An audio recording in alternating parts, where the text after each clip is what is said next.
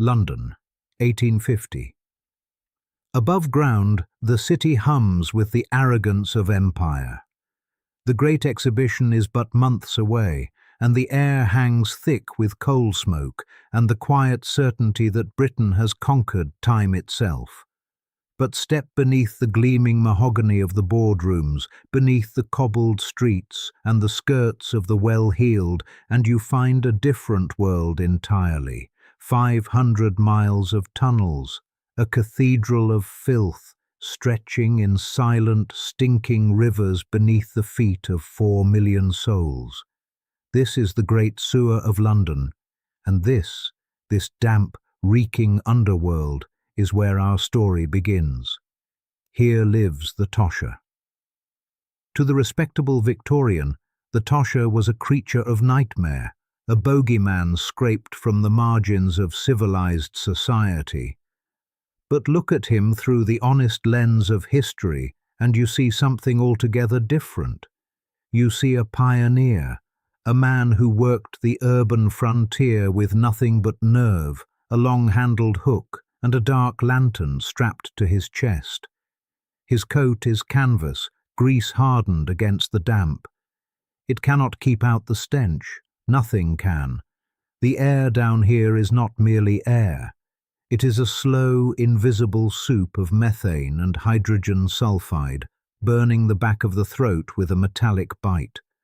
The only sounds are the rhythmic slop of boots in effluent and the high, frantic skittering of rats the size of small terriers, vanishing into the dark. These men moved in groups, always in groups. A sudden downpour miles upriver could turn these tunnels into a roaring flume within minutes, sweeping a man into the Thames before he could draw breath to cry out. And yet they came. Day after day they descended. Why? Because the sewer, filthy and lethal as it was, served as the city's great unintentional filter. Every coin dropped in a gutter, every trinket lost through a drain, every sovereign that slipped from a gentleman's gloved fingers, all of it found its way here, settling in the pockets and hollows where the current ran slow. Watch the Tosher now. He works a junction, a hollow where debris collects. He reaches his hook into the dark and pulls. From the rusted nails and broken crockery and God knows what else, something catches the dim yellow flicker of his candle. A small circular disc, black, with a rind of compacted sludge. He rubs it against his sleeve with a rough, decisive motion. The rind gives way. Beneath it, a searing, defiant yellow, a gold sovereign. Consider the paradox of this moment. In the Bank of England, this coin represents purity, the highest expression of monetary order. Here, it has been the passenger of excrement. It has fallen from a gentleman's velvet pocket, travelled through a drain, and come to rest in the bowels of London. And yet, it is unchanged, undiminished. That is the nature of gold. It survives everything and forgets nothing. The Tosher bites the coin, a quick, habitual test of softness. He tucks it away. He moves on. But we must linger. Because this coin did not begin its life in the city of London. Long before it reached these sewers, this gold was forged in the heart of a dying star and dragged from the earth by the hands of the enslaved. To truly understand what he holds, we must travel 2,000 years into the past. Northwestern Spain, the 1st century of the Common Era. This is Las Medullas, and it is difficult standing here now amid its strange rust-red pillars of eroded earth to imagine what was done here. But the Romans were nothing if not thorough. They called their technique ruina montium, the wrecking of mountains. Roman engineers cut vast networks of tunnels into the heights of these hills, then released millions of gallons of water from towering reservoirs above. The pressure was enormous. The air inside the tunnels compressed until the mountain itself exploded outward, sending walls of mud and gold-bearing quartz cascading down the hillsides in a roar that could be heard for miles. But water was merely the secondary engine. The primary fuel was human bone. To be sentenced damnatio ad metallo, condemned to the mines, was, for a Roman slave, a death sentence that merely took its time. You were lowered into a vertical shaft hundreds of feet deep, into heat so intense that men worked naked, their skins slick with sweat and stone dust. The only sound was the endless, agonizing tink-tink-tink of iron hammers striking rock. These men slept in the shafts. They ate in the shafts. They died in the shafts. Pliny the Elder noted that the light of day was not seen for months together. When a tunnel collapsed, and they collapsed with grim regularity, the Roman overseers did not record it as a tragedy. They recorded it as a delay. The slaves were a renewable resource. The gold was not. And why did they want it so desperately? Because gold possessed a quality no other substance on earth could offer: imperishability. Silver tarnished, iron rusted, wood rotted. But gold was defiant. It could carry the image of an emperor across centuries without fading. The Romans called it the flesh of the gods, and they were not wrong to sense something almost supernatural in it. Every ounce dragged out of Las Medullas, at the cost of perhaps one human life per few ounces extracted, eventually found its way into the melting pots of history. Flowing down through the centuries, changing hands and changing form, until it arrived, perhaps, in that sewer beneath London. The Tosher's coin is a vessel of memory. It contains, almost certainly, atoms of gold that were once part of a legionary's pay chest, or a senator's ring, or a temple offering. Gold is a silent witness. It remembers nothing, but it survives everything. If the Romans taught us the cost of pulling gold from the earth, the Spanish conquistadors taught us the cost of taking it from the soul. The year is 1519. Hernán Cortés and his iron-clad company sail into a world that has existed in magnificent isolation for thousands of years. To the Aztecs, gold was not money. It was not stored in vaults to accumulate interest. It was Teocuitlatl, the sweat of the sun, the excrement of the gods, a substance of divine radiance fashioned into objects that bridged the mortal world and the eternal. It was worn by kings to reflect the heavens. It was offered to the sky. When Cortés and his men looked upon the golden sun discs of Tenochtitlan, they did not see art. They did not see civilization. They saw a disease of the heart that only gold could cure. What followed was a cultural holocaust without parallel in the history of human greed. The Spanish did not want Aztec craftsmanship. They wanted volume, ceremonial masks, intricate jaguar statues, solar calendars of extraordinary precision. Centuries of history and spiritual identity were gathered up and thrown into the furnace.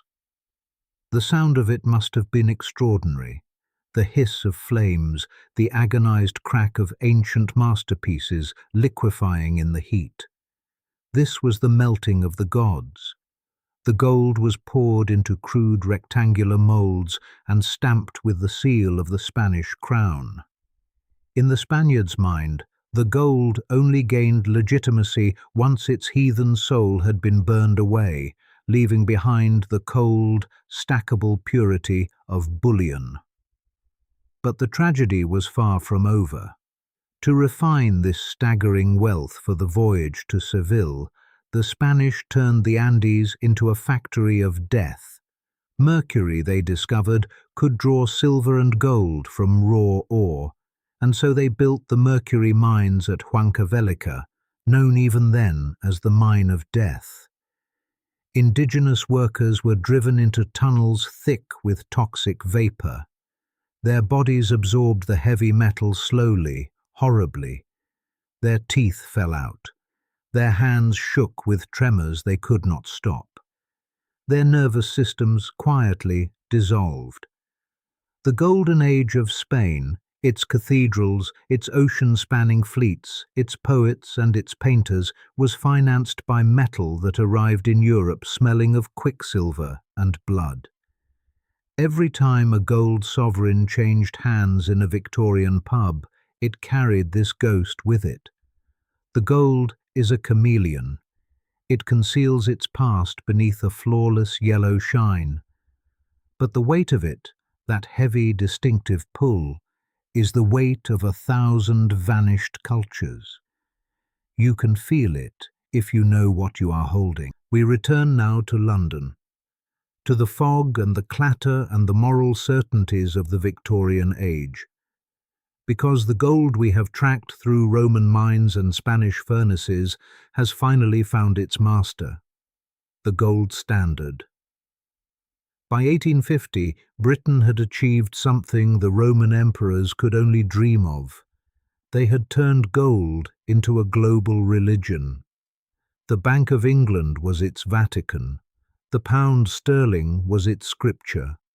And it had all been made official in 1816 with the Coinage Act, a law that shackled the value of British currency to a precise and immovable weight of gold. To the banker in the City of London, this was a pillar of virtue. It prevented the government from printing imaginary money. To the man dying of cholera in a Whitechapel rookery, gold was a cold and distant god that demanded absolute obedience and offered nothing in return. In 1851, the Crystal Palace threw open its doors, an engineering marvel of glass and iron, housing exhibits from every corner of the globe. At the center of it all, solid blocks of gold bullion, freshly extracted from the new mines of Australia and California. The empire was, quite literally, drowning in gold, and yet the streets grew more desperate by the year. Here lies the great, merciless paradox of the gold standard. For the currency to remain honest and hard, the supply of money had to be kept scarce.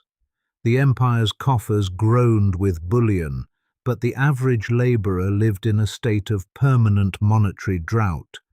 Think of our Tosher once more, standing in the muck with his sovereign. He holds roughly 8 grams of 22-carat gold. In 1850, that single coin could buy 48 loaves of bread, 2 suits of clothes, a month's rent in a crowded tenement. It is not merely money. It is a lifeline pulled from the filth. But the sovereign was more than that.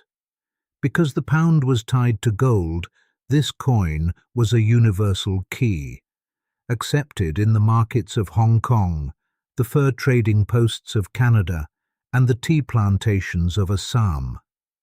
The gold standard had turned the world into a single, vast marketplace, but it had done so by placing the whole of humanity on a golden leash.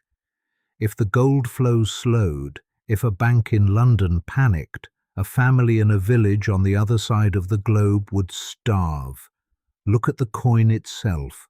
On one face, the Queen, order, stability, permanence. On the other, St. George slaying the dragon, civilization triumphant over the wild. But the real dragon was never some mythical beast. It was the hunger for the metal itself. The sovereign in the scavenger's hand is a tiny, gleaming fragment of a global cage. By the closing decades of the 19th century, the world's appetite for gold had become an obsession. The Roman mines were exhausted. The treasures of the Aztecs had been spent on forgotten wars. And then, in 1886, in the Transvaal of South Africa, a discovery was made that would redefine the limits of human ambition and human cruelty alike. the Witwatersrand, the ridge of white waters. It was not merely a gold strike, it was the largest deposit of the yellow metal ever found in human history. There was a catch, of course. Unlike the nuggets panned from Californian streams, the gold of the Rand was microscopic, locked deep within hard, ancient rock miles below the surface. To reach it, you had to build a factory underground. You had to go deeper than any human being had ever gone. Every morning, thousands of miners, mostly indigenous men, driven into the labor force by colonial taxation and the theft of their land, were packed into iron cages and dropped 2, 3, 4,000 feet into the earth. At such depths, the rock is warm to the touch, radiating the heat of the planet's core. The air is a humid haze of rock dust and machinery exhaust. The noise is a constant bone-shaking roar. The pneumatic drills were known, with grim accuracy, as widow-makers. They hammered into the quartz, filling the tunnels with fine silica particles invisible to the naked eye. The miners breathed this dust every day. Over months and years, it settled in their lungs and turned the soft tissue slowly to stone. This was silicosis, the silent killer. Men did not merely die of cave-ins. They died because their lungs were being fossilized from the inside. They were trading their breath for the sweat of the sun so that a handful of men in London, the landlords, could maintain the global dominance of the pound sterling. And the British Empire was willing to burn everything to protect that dominance. The hunger for the Rand's gold led, in direct and documented steps, to the Second Boer War, a brutal, scorched earth campaign that saw the first concentration camps of the modern era constructed on African soil. Thousands of women and children perished in those camps so that the flow of gold to the Bank of England would not be interrupted. By 1900, nearly every coin circulating in London carried a trace, microscopic but real, of South African blood. The gold standard was not merely an economic system. It was a machine of racial and economic subjugation, designed to keep the cost of extraction low and the gold flowing north. The foundations laid in those mines would harden, in time, into something the world would come to call apartheid. The Gilded Age was a beautiful mask. The monster beneath fed on the deepest vein. We come at last to our own age, and to a single moment, August 1971, when the world changed utterly, and most people did not notice at all. President Richard Nixon severed the link between the United States dollar and gold. The gold standard, in any meaningful form, was dead. For the first time in 5,000 years of recorded history, money became a pure abstraction, figures on a screen, numbers in a ledger, backed by nothing more solid than the declared faith of governments. The economists were jubilant. Gold, they declared, was finished, a barbarous relic, as relevant to modern finance as a horse and cart. And yet, look at the world today. Look at the central banks of the great powers, Russia, China, India, Turkey, Poland, accumulating gold at a pace not seen since the Roman emperors. If gold is a relic, why are the most powerful institutions on earth hoarding it as though their survival depends upon it? The answer is not complicated, though it is uncomfortable. Gold is the only asset in the world that is no one else's liability. In a global financial system sitting atop more than $300 trillion of debt, gold is the single substance that cannot be defaulted upon, cannot be printed, cannot be hacked, cannot be sanctioned into worthlessness. If a bank fails, if a currency collapses, If a cyber conflict erases the digits in your account overnight, the gold in your hand remains. It is the silent vote of no confidence in every system human beings have ever devised to replace it. This is why we still buy gold jewelry, though we would struggle to explain exactly why. It is why central banks still fill their vaults with it, though their economists teach that it is irrational to do so. Gold speaks to something older and more honest than policy, an instinct wired into us over millennia, that some things are real and some things are promises, and that promises, however sincere, can be broken. Think back now to our Tosher, standing in the sewer of 1850 with his coin. He was at the very bottom of the social order. A man whom respectable Victorian society preferred not to acknowledge existed. And yet he understood something that many modern investors, with their algorithms and their digital portfolios, have quietly forgotten. He understood that the world is chaotic, that empires fall, that promises evaporate, that the only thing you can trust absolutely is the thing in your hand, the thing that has survived the Roman mines, the Spanish furnaces, the African depths, and the sewer itself, and come up gleaming.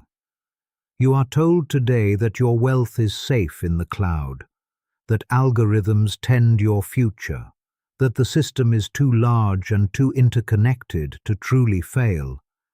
Perhaps that is true. The Tosher would have listened politely, nodded, and said nothing. Then he would have slipped the sovereign back into his pocket and gone on his way. So, as we close this journey, from the London drains to the vaults of the world's great powers, from the dying star that forged this metal to the uncertain digital present in which we hold it, I leave you with the question that has haunted humanity for 5,000 years. Imagine the lights go out. Imagine the banks are dark, the screens blank, the paper in your pocket merely colored scraps. What is the one thing you would want in your hand? Would you trust the faith and credit of a system in collapse? Or would you reach for the cold, heavy certainty of the metal that watched the Romans fall, the Aztecs vanish, the British Empire crumble, and endured it all without a scratch? Are you a believer in the new digital order? Or are you, at heart, a Tosher, waiting patiently for the moment when the only thing that matters is what you can hold in your fist and trust with your life? The gold is still out there. It always will be. The only question is whether you will be ready when you need it.